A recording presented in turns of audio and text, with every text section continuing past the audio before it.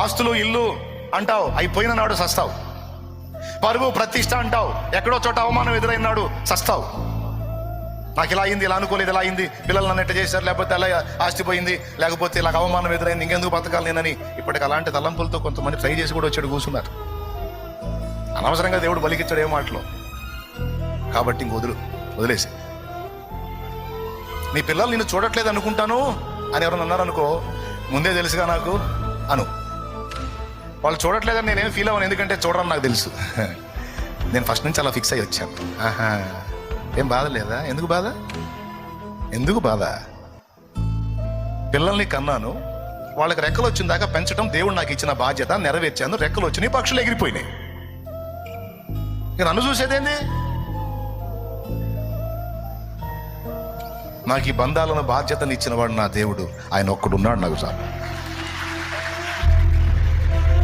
బంధు బాంధవ్యాల బాధ వలదు అన్ని ఈ మూడు చరణాల్లో పెట్టుకున్నా. బరువు బాధ్యతలన్న భయము వలదు, నీ మధుర బంధమే నాకు చాలు.